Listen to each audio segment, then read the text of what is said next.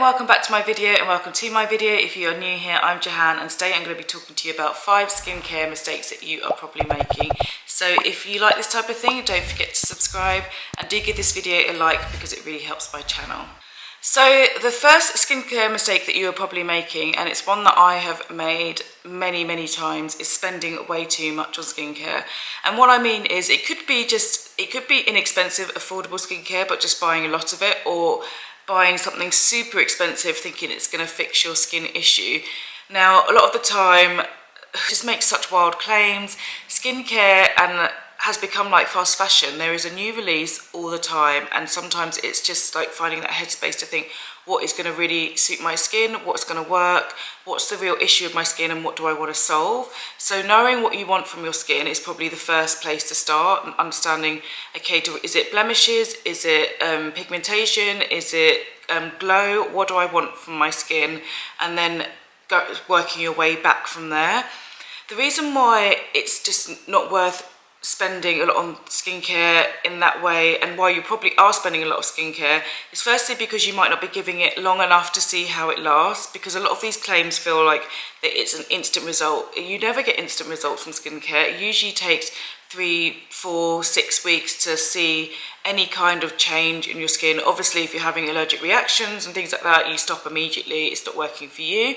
But sometimes there is a breakthrough period. So, for example, if you've started using a retinol or something like that, there is that kind of breakthrough period where you have to take baby steps before you go up to 5, 7 days a week. And then with others, it just doesn't work, so you just have to stop. But you need to give your skin time before you buy the next thing and the next thing and the next thing, so you're not wasting your money. And also, it's also understanding molecules and understanding ingredients within skincare.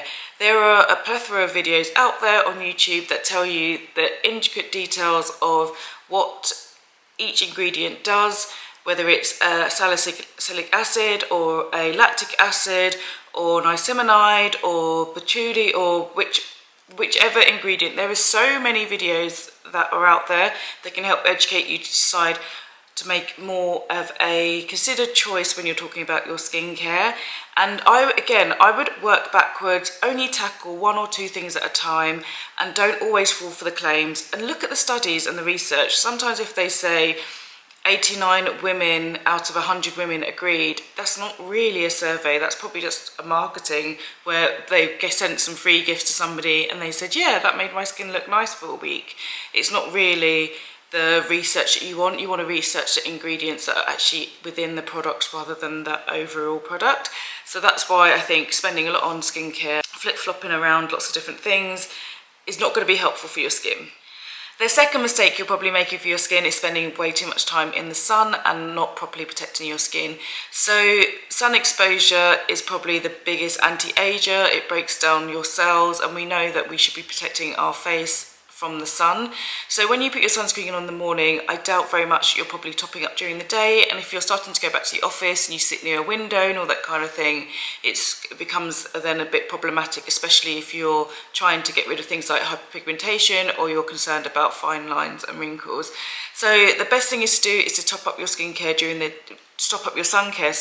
day. If you find it problematic and you find it awkward to top up your sunscreen during the day, you can buy sprays now to top that up. They're not the best because you're not getting that full teaspoon of sunscreen across your face, but it is something extra. And if you are going out between 12 and 3 or whatever to get your lunch, things like that, wearing a hat can help, walking in the shady areas can help. You do want to get some sunshine. It's good to get some sunshine, but you need to protect your skin at the same time. So avoiding that peak sunshine, especially in summer, or if you're in a sunny climate, is really going to help your skin, especially in your face. And if you're out wearing a wide brim hat or something to protect your face, will help you.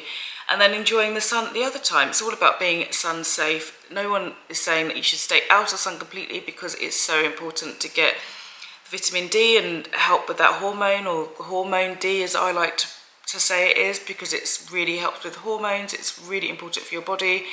But you also want to protect your skin, because out of all the anti-aging products that are out there, sunscreen is your safest bet, because it will help protect your cells from those changes.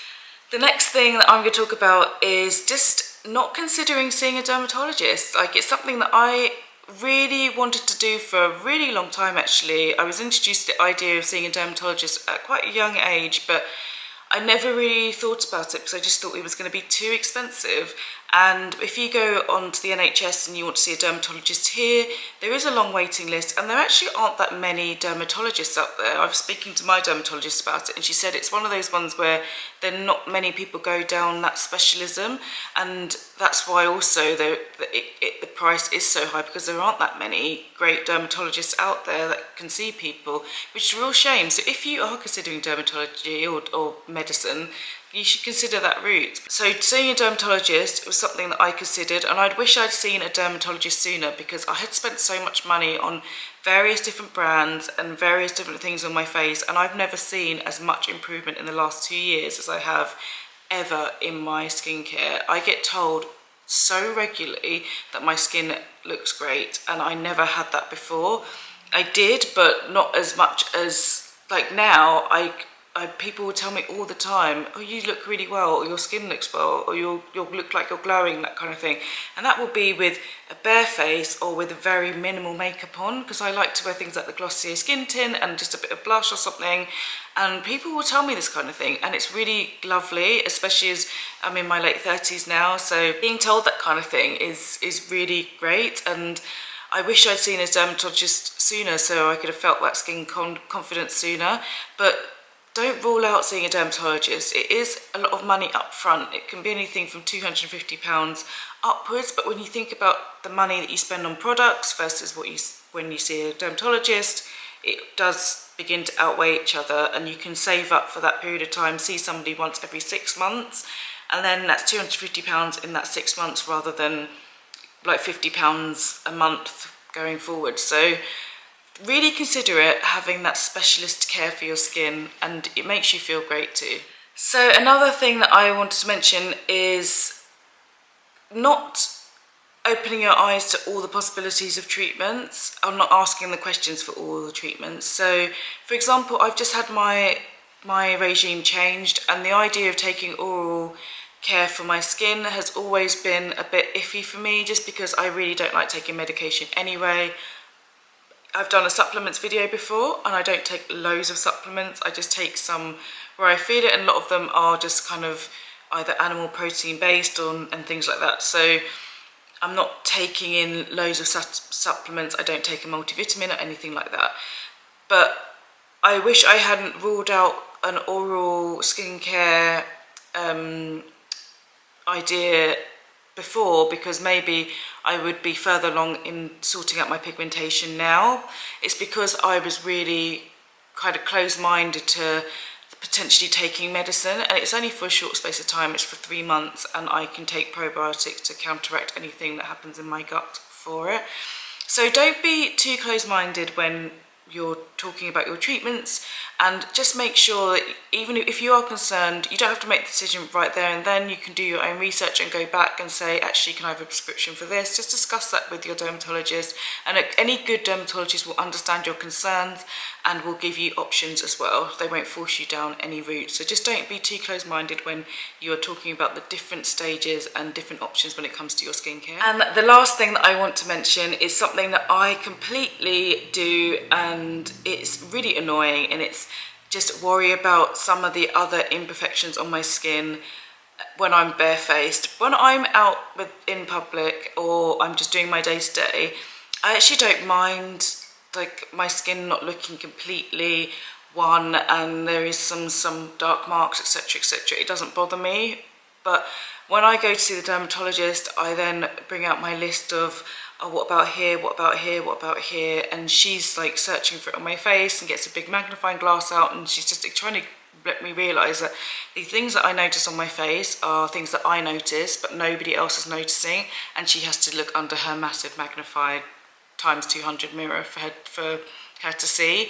So don't obsess about all those small things on your face. Your face is your face, and you know, you should be proud of the skin that you're in, and the tweaks and things that you want, just look for overall rather than perfection, because it really doesn't exist unless you look online, and even then it's all just airbrushed and photoshopped.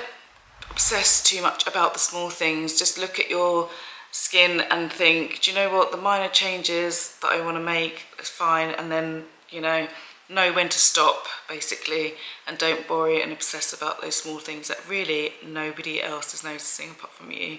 So I hope you enjoyed this video. Let me know if you can relate to any of the things that I've mentioned here today, and I will see you in the next video. Take care.